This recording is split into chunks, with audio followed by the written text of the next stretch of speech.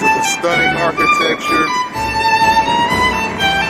and its proximity to the beach. The beach is just on the other side of that walkway there.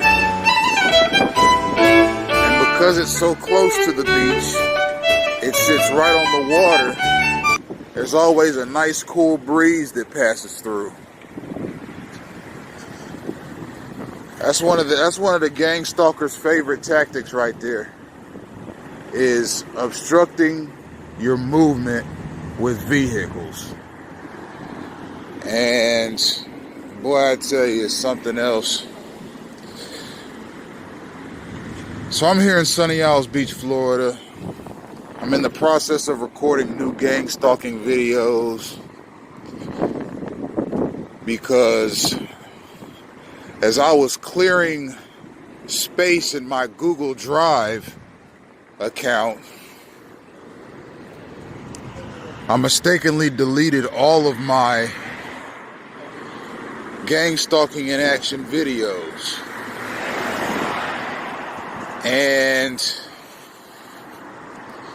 by the time I had realized what I had done, it was too late because I had already cleared the trash in my Google Drive account as well.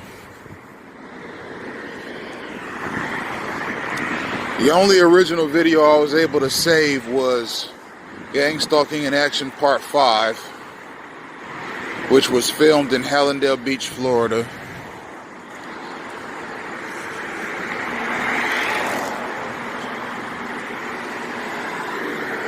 And the only reason I was even able to get that is because I had saved it to my Microsoft OneDrive account and stumbled across it by mistake. So I was able to save one of the originals, and that makes me happy. But I'm just sick over the loss of the other 11 videos because of the time and effort it takes to make them. However, gang stalking does not change. It's ever pervasive, and it's not as if I'm not going to find other instances of gang stalking against my person anyways. So I'll just make new videos. Gang stalking is a joint effort between governmental, federal law enforcement, semi-law enforcement, various corporations,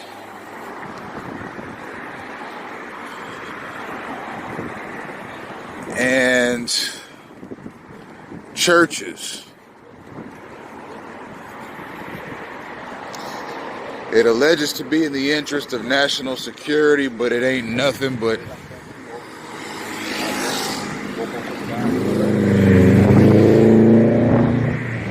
Young Turk tactics from the Communist Revolution in 1917. Third Reich tactics from Nazi Germany. KGB tactics from the USSR and Soviet Russia. COINTELPRO tactics, which can be observed and studied on the FBI's official website. Tactics that were used against dissident groups in the 1960s and 70s. Don't let me forget Ku Klux Klan tactics from the Jim Crow South of the 1920s and 30s. MK Ultra tactics from the 1960s and 70s. MK Ultra can be observed and researched on the CIA official website. It's a combination of all of these draconian programs with the sole purpose of disrupting the lives of select U.S. citizens. I've talked at some length as to how a person can get placed into gang stalking, and I'll briefly sum it up It's something that a person is placed in by federal law enforcement agencies. Okay, your local police can't put you in a gang stalking program. Your local sheriff's department cannot put you in a gang stalking program. It's something that is done at the federal level. So you can get placed into gang stalking at the recommendation of certain elements in the CIA, certain elements in the FBI, certain elements in the U.S. Marshals, certain elements in the Drug Enforcement Agency, certain elements in the Bureau of Alcohol, Tobacco, Firearms, and Explosives. And you see where I'm going with this. These are federal law enforcement agencies. Okay, these are the kinds of law enforcement agencies that do manhunts and try and find and apprehend terrorists. Now, why would one of these agencies that I've named recommend somebody for gang stalking? Well, there's a number of reasons. If you're a loner, you can be recommended for gang stalking as a lone wolf terrorist that constantly needs to be watched. You can be put into gang stalking if you have a extremely messy divorce, and that is the men that have to watch out when those messy divorces happen, because it's the men that are put into gang stalking campaigns. You can get put into a gang stalking campaign for being a whistleblower. If you blow the whistle on an organization for being corrupt, you can get put into gang stalking. Why? Because that leads us into the next reason that you can get put into gang stalking: for making the wrong enemy. If you blow the whistle on a corrupt organization, you'll likely make enemies, especially if the corruption was making people money. You can get put into a gang stalking campaign if you have an inheritance, meaning you are the beneficiary on someone's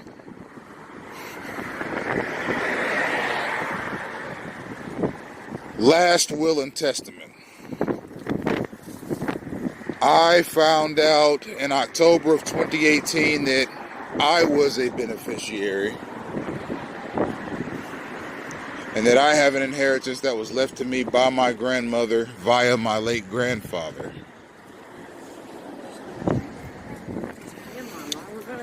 And my grandmother is still alive and is in good health for a woman that is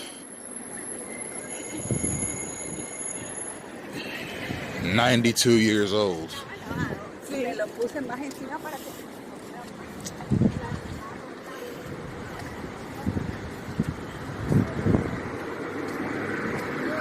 Another way you can get put into gang stalking is if a federal law enforcement agency just finds you peculiar and a potential threat to national security. How could a person be labeled peculiar? Well, your entire life is looked at and analyzed. And if the way your life has gone up to the time that you get put into a gang stalking campaign fits the description, or fits the narrative, or fits the pattern of the lives of former terrorists, then you can get put into a gang stalking campaign.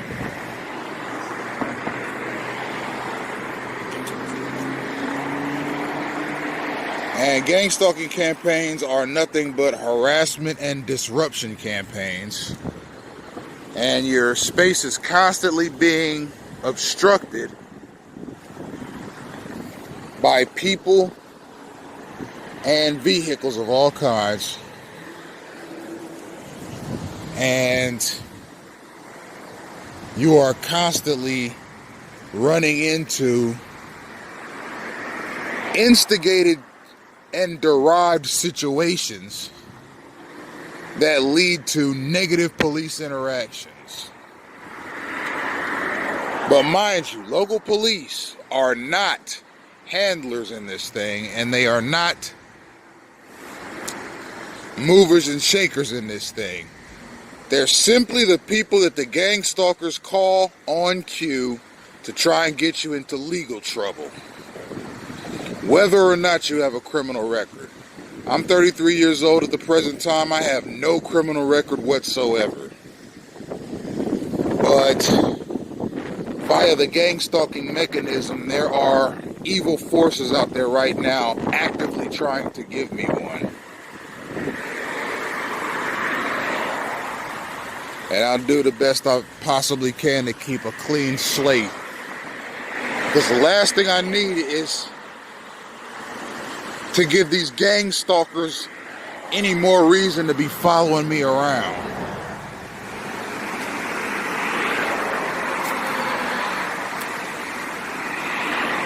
Gang stalking is something that can be looked up online. There's no official information on it right now. There's nothing coming out of the United States government about it. But that's okay, because there was nothing coming out of the United States government about COINTELPRO and MK Ultra until the programs were ended. And that was in the 1960s and 70s. Now we know that those programs really did exist, and they're talked about at length on the official FBI and CIA website. Gang stalking is in that same boat, and eventually it will be talked about on official government websites as well. And speaking of websites, I forgot to mention one thing. Again, an abundance of police officers, firefighters, EMS drivers, etc., public works people, public employees, government employees are constantly being put in the face of the targeted individual, not for his safety, but to give the gang stalkers around him confidence. If he resists you, if he argues with you, if you assault him and he defends himself against you physically, call the police and we'll get him arrested or killed.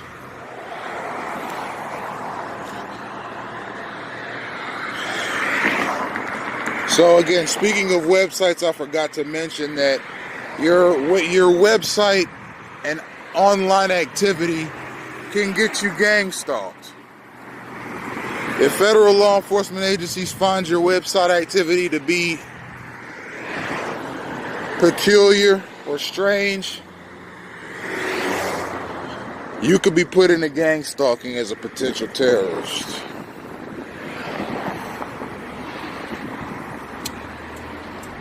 Now,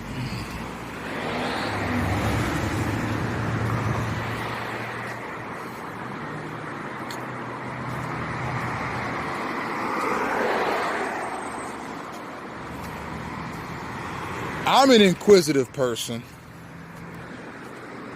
I have a naturally inquiring mind.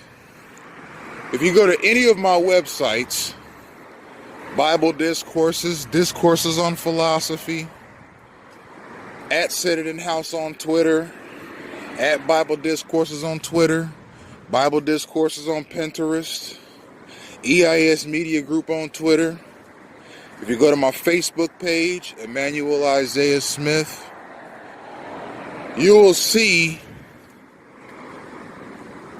a virtual library of information that I put together myself because I enjoy it, I learn from it, and it satisfies the curiosity that I have naturally about the world around me, past, present, and future.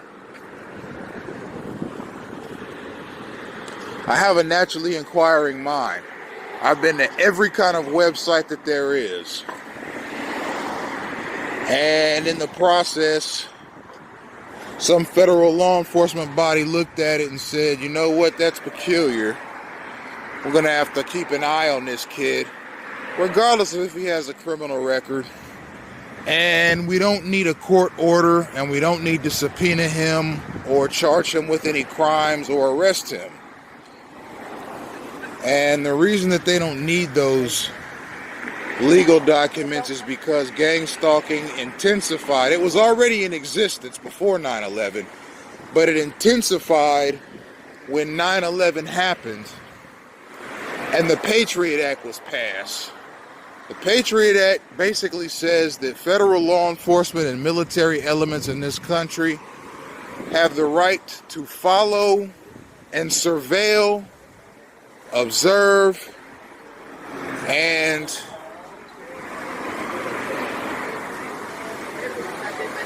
basically tail any U.S. citizen for any amount of time, for any reason, without a FISA warrant, and without cause. Yes. Have a seat? Yes, sir. What's the problem? Somebody said that you have a gun in your backpack. You have a gun in your backpack. No, sir.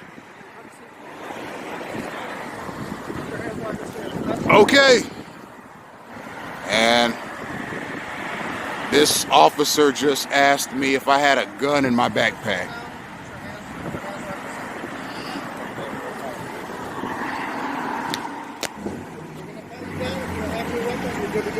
Okay.